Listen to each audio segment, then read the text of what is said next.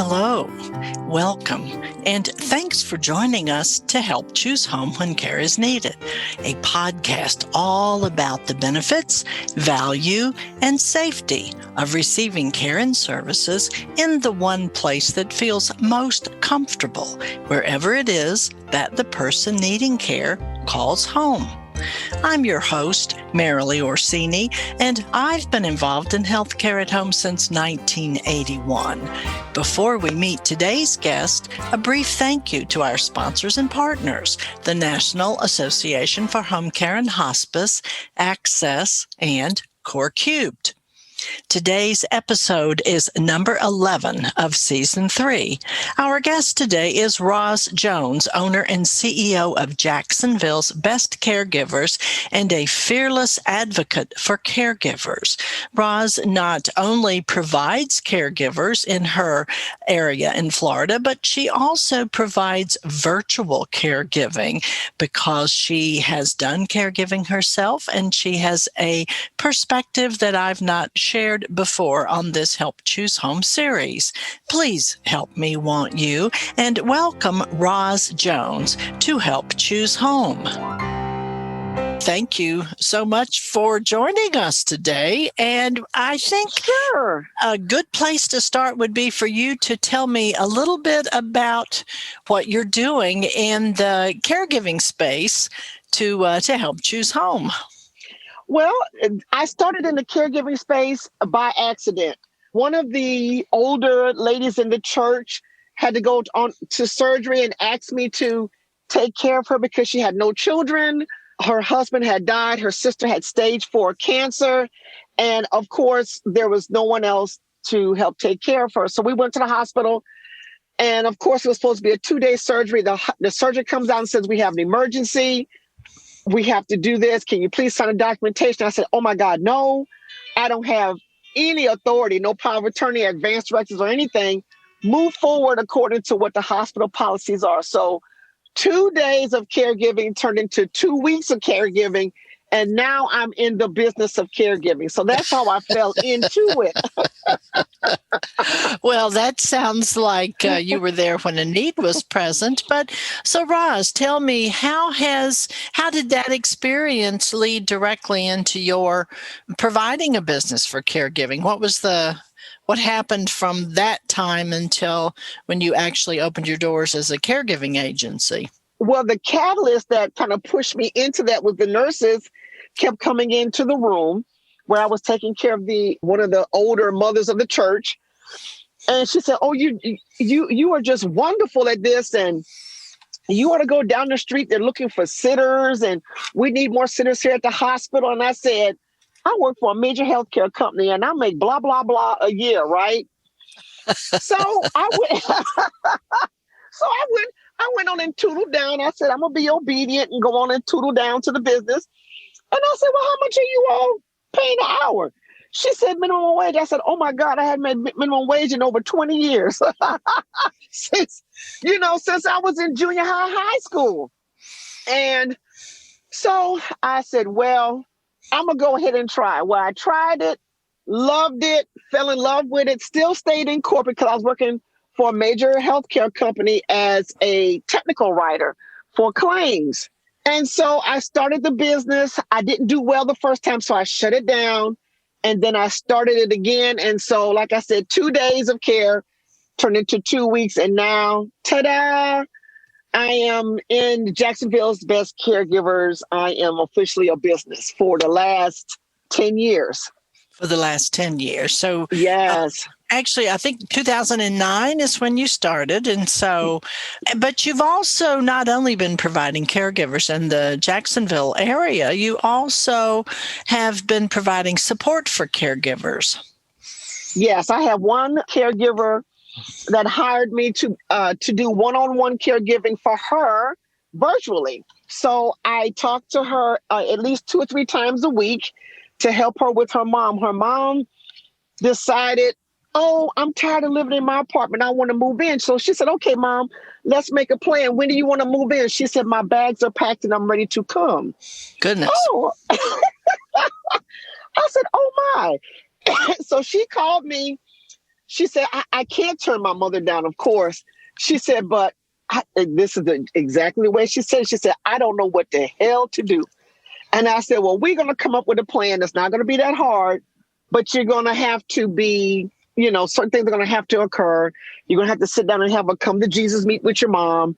And so I have been with her now just over a year doing one-on-one care with her to help her with her mother. And, she tells me all the time, Rosalind, I could not have made it if you and I didn't have these conversations at least 2 or 3 times a week. It used to be every day, but now we've cut back to about 2 times a week because she has a better handle on it. And the specific service you're providing to her is really helping her understand how to provide care for her mother. Did her mother move in with her? Her mother moved in with her. Like I said, her bags were packed at the door, and her mother just drove to the house and moved in. She just came on in. So she said, what do I need to do? And I said, well, you got to find out about the lease at her apartment. When is it up? You have to give, of course, whatever the legal notice is that she's moving out. You also have to get advance directives for your mom because you never know what could happen if she can't talk. So we talked about the documentation. We talked about, a trust, a will, banking information, social media information, your passwords, all of that. So we compiled all of that information within the first 90 days that her mom was there. So has her mother had a successful transition, and has your client had a successful transition as a caregiver? It was rough the first 4 to 6 months because, of course, the mother comes in still feeling that she is in charge. And then you have a daughter that's in, this is her house now, but the mother is still trying to do a little bit of matriarch assistance. Let me say it like that. Right. Still trying to run the show, it sounds like.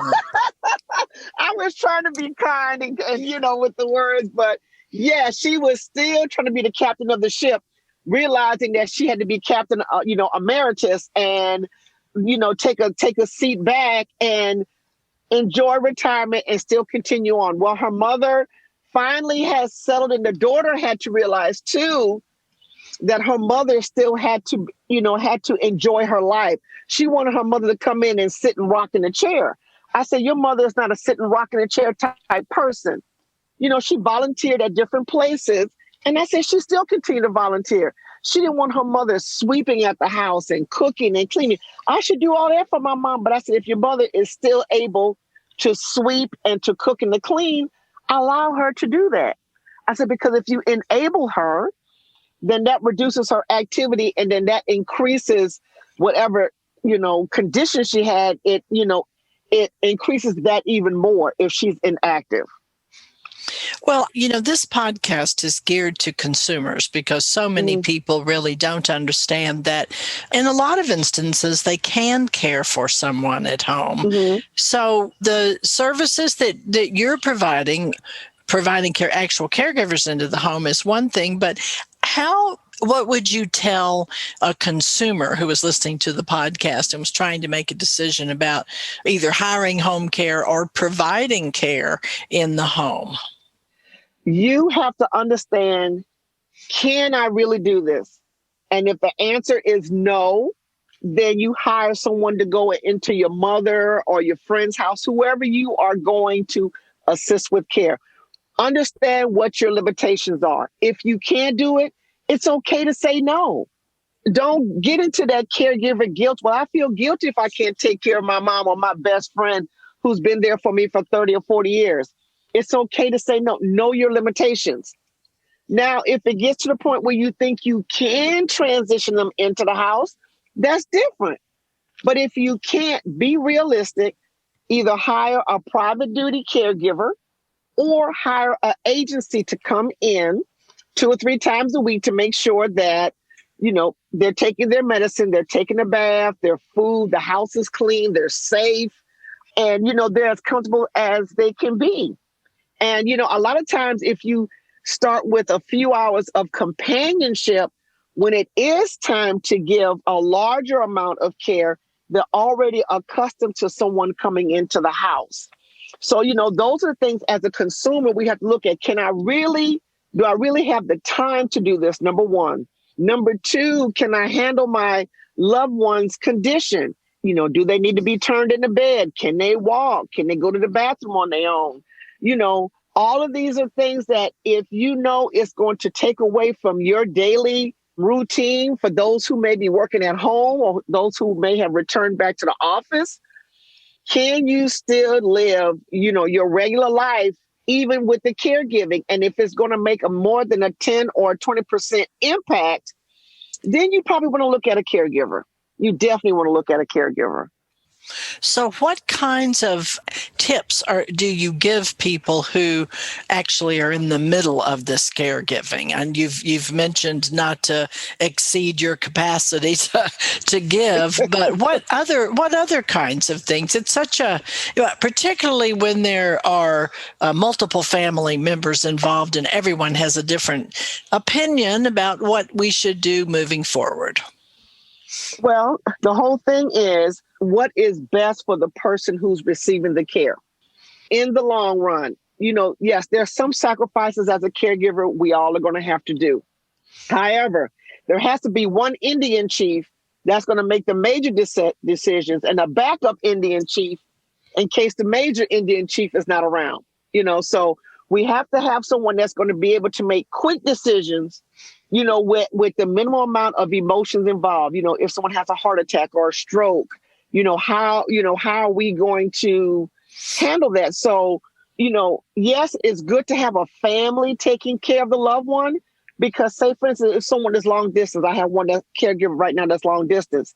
He comes in every 3 months and he gives his sister a break from taking care of his mom. So he comes in for 2 weeks. The sister gets to leave for 2 weeks and do whatever she wants. And the brother is here. And he said he did it like that because he felt bad that everything was on his sister and he felt like he wasn't giving enough, but he was. Even if you talk every day to your loved one and you're long distance, you're still providing care. You're still providing some type of caregiving service, even though you may not be there one-on-one, hands-on, hearing the voice, seeing you over FaceTime or, Zoom, whatever the platform may be, you're still a caregiver, whether you're right there one-on-one or long distance. But know that in an emergency, it has to be one person making the decision. We don't have time for a United Nations meeting to make a decision on care when it's an emergency. And are there specific resources or documents or actions that you suggest that people take when they start down this caregiving journey? Yes. The first one I always tell people is that if you are taking care of a mom or a dad and both of them are still living or one is deceased, have a copy of the marriage license. And if the other person is dead, have a copy of the death certificate. If that person is in the military, of course, have their DD-214. Also, check on the life insurance policy.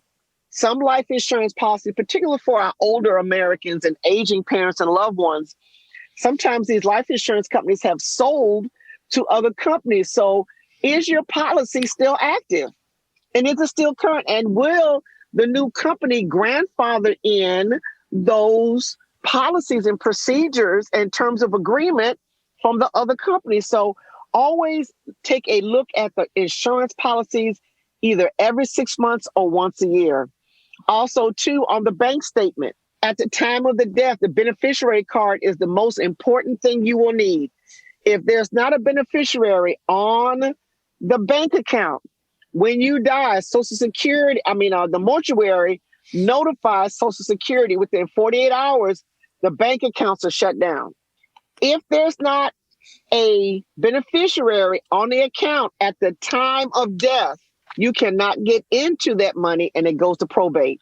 So having your documentation, going to the bank, making sure someone is a beneficiary on your life insurance policy, on your bank, if you own stocks, all of this is important because probate gets anywhere from 15 to 35% of the estate when it's time for the court costs and the court fees. So try, your best to have all this in place so that if you do have to go to court, it won't be in court for years. For example, like Aretha Franklin, hers has been in court now for 2 years Oh because she my. didn't take, 2 years in August, because she did not take care of her business. And she has a 64-year-old son that's in a nursing home, but he's a ward of the state because she did not leave anybody in charge of him. Goodness. It does not sound like good planning. So it sounds Yes. like your number one rule would be to make certain that you have completely planned for what's going to happen eventually. Exactly. And even if you do one document every 3 months, the biggest thing, let's go to the bank and let's check on life insurance and then do a power of attorney. And also know that, say, for instance, if you change your mind and you don't want to be power of attorney, you can remove yourself from those responsibilities. You don't have to. I don't want to do this anymore, mama. Give it to brother, whoever, or give it to your cousin or to your sister. But if you're going to have somebody that's taking care of your advance directive, make sure that they're younger than you and not the same age as you, because that person could die. And then who's going to take care of the responsibilities? That's an absolute excellent point. Rosalind, is there something that I have not asked you today that you thought I was going to ask you that you would like to talk about? The biggest thing I want to remind people is that it's okay to say no. And I talked about that earlier. I don't want you all to feel like, oh, if I say no, I'm going to offend somebody. Don't take on a responsibility that you can't handle. And, coming from the medical field, I would rather for the person to go into a facility than for you to try to take on that responsibility and you can't handle it. It's too much. It's okay to say no. It's okay to ask for help. Try to put those things in place now so that you know what the wishes are. Don't wait until they're in a coma to find out what's going on. And, start preparing now, not only for your parents, but for yourself. What do I have in place, to take care of me? Because Medicare is only going to pay for 12 hours a week max, 12 hours. So you may want to look into long-term care insurance to supplement what Medicare and TRICARE is not going to take care of. One of the things that you have mentioned as a topic that we didn't touch on was caregiving in the time of COVID. Can you talk about how that is different, or what you would say to families or caregivers about taking care of someone in this time of COVID? With COVID, when you go to the facilities, you have the right to ask, number one, how many people have contracted COVID? That's employees, residents, contracted workers. How many people have actually contracted the disease? How many people have died? Do you have the equipment in place for these people to protect themselves, which is masks, face shields, the PPE? Do you have enough of that? How much training is going on now? How can I visit my loved one in a facility where they're limiting the visitation because of COVID? How do you keep us abreast of everything? And how do you keep my loved one abreast of what's going on in the facility in regards to their safety? Do I get an email? Do they get an email? Do we have a weekly meeting? How are we kept abreast of everything? That's the biggest thing. And you have the right to ask, has anybody died in here or contracted? And what are your cleaning policies? What are your cleaning policies for the facility now since COVID? Because, you have to, carpet cleaning, wiping the walls, different things. All that's different now. All that is totally different. So you have the right to ask those questions. Also, too, with COVID, if your loved one is going into surgery, pre-op is different now. You have to take a COVID test. You have to quarantine before you go into the hospital. Once you go into the hospital, what are the procedures to stay clean? How, if I go into cardiac arrest, are the respirators all going to COVID patients first? Do I get a respirator? All these are questions that you can ask. And then also post-treatment once you come out of the hospital. So COVID has done a significant change, not only with caregiving in the facilities, but also too when you go to the hospitals, as well as to the doctor's offices. Well, we are 8 months now, 9 months into into a global pandemic with not much end in sight. So wise words for those who, because I think family illnesses and caregiving and things just continue to happen as we move along in the calendar year. So and then we still have flu season. And the thing that concerns me and bothers me it bothers me is that people are becoming now lackadaisical. I see fewer and fewer people with masks, but now we're getting ready to go into flu season. So now, we have, what we're saying in the medical field, now we have a twindemic. We have the flu and we have COVID and you have shingles and you have pneumonia. You have all of these respiratory type illnesses that are getting ready to come to their peak season in a couple of weeks. Well, let's hope that we mask up, social distance, wash our hands, yes, and stay safe. And Rosalind, I want to thank you so very much for joining us today. And I wish you the very best in your endeavors as a caregiver and as a caregiver trainer. So why don't you stay safe and enjoy your day? I will. And also, too, for those who are looking for free resources to help get advanced directives, we will send you that information and you can attach it. And some of the resources are free. Some of them are according to your income. So you may have to pay a nominal fee, but at least you could go to an attorney and ask questions and get legal advice and also get your questions answered and get your documents done, in most cases for free or a very small nominal fee. Well, thank you very much. And we will include contact information for you in our show notes and as we share this podcast. So stay safe in Jacksonville and good luck in your continued efforts to help people with their caregiving. Thank you so much for the opportunity. If you ever need me again, as I always say, if you can't do it all, you give us a call. That sounds great. You have a good day, Roz, and I really enjoyed our conversation today. Thank you, ma'am.